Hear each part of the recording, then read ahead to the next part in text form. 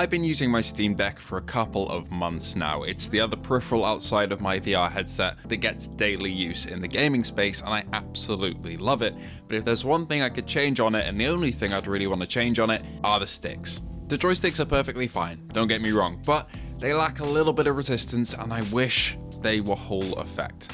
Now, Hall Effect essentially uses magnets to eliminate any stick drift, and while I haven't had any problems with my Steam Deck in terms of stick drift, it also increases some rotational resistance in the middle, which would allow me to be a little bit more precise when I'm traveling and playing FPS games or racing games. But when I posted my Steam Deck review a little while ago, the company HandheldDIY actually got in touch with replacement sticks, saying they'd send them over so I could see how Hall Effect joysticks work with the Steam Deck, how easy they are to install, and what difference they make. The unboxing experience is pretty simple, everything's packed in there, including all the tools you need.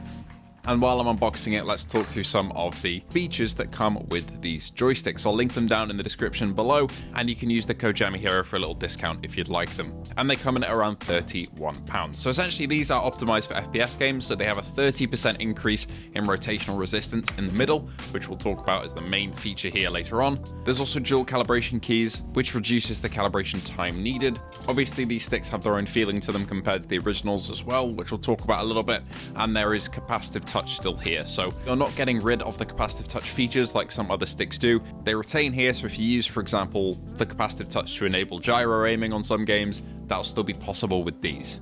As for installation, it took me about 25 to 30 minutes or so. Essentially, this involves popping off the back plate, then unscrewing the joysticks themselves after disengaging the battery, replacing the joystick, screwing them back in, replugging in the battery, and you're good to go. I will link a video down below, which is the iFixit guide on how to do this for the OLED model, which is the one that I have and these sticks are made for.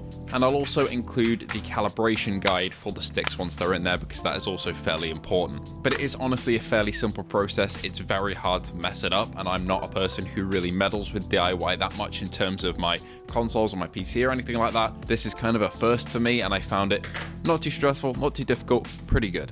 Once the sticks were actually in there, you could feel the resistance pretty much immediately, especially in that inner 30 degrees as they advertised. You can make a lot more precise movements, and I really felt that difference in games like Space Marine, Cyberpunk, Halo, and BeamNG Drive. There's a mix here between driving and racing games and shooters, and this is where for me the biggest improvement was felt, because you could just be that little bit more precise with every shot. I also encountered no stick drift at all here, which is a big plus of course.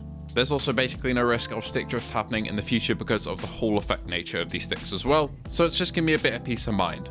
As to the actual feeling of these sticks, they are a bit different to the standard OLED ones. They're a lot more shallow in terms of the rests for your thumbs, and at first I was a little bit worried about this because kind of the lip at the edge of each stick isn't raised too much. So I thought that my thumbs would kind of slip off if I was trying to be really quick and precise, but I found that luckily this isn't the case. It's definitely a different feeling than the original sticks. Some people may like that, some people may dislike that.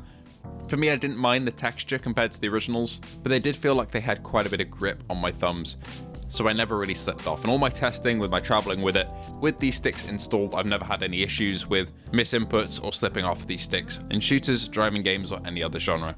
Pressing down L3 and R3 also feels a lot more robust with these sticks. The original Steam Deck sticks, as I said, aren't too bad, but they felt a little bit crunchy when you push them in, whereas these are very solid. It's a nice sounding click.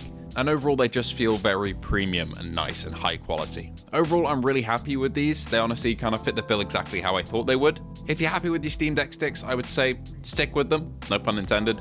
But if you're into your shooter games and driving games and want that bit more precision, plus the peace of mind that you'll never get stick drift, and if you maybe think that the original sticks are a little bit low quality feeling, these HandheldDIY ones are utterly fantastic from my testing.